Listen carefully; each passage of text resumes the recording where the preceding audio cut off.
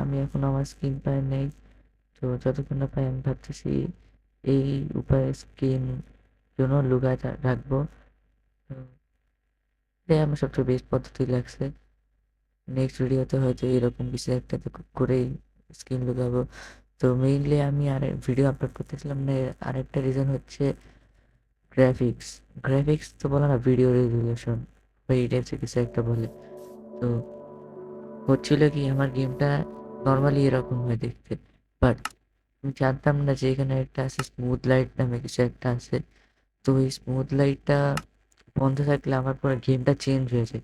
আমি আগের একটা ভার্সন খেলছিলাম তো গেমের, তো ওই জন্য আমার এই জিনিসটা চেঞ্জ হয়ে গেছিলো। আর এই জিনিসটা নিয়ে আমি একটু ভয় ছিলাম কি হইলো আবার। ভাই, এটার কারণে মনে হয় মাইনক্রাফট একবারে আগের মতন হয়ে গেছে। আর আমি নতুন খেলে অভ্যস্ত। দেখো,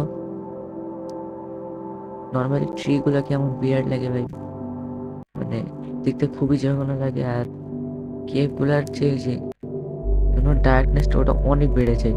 লাইক ওইখান থেকে দেখছিলাম যে কতটা পরিমাণ ডার্কনেস বেড়ে গেছে। আম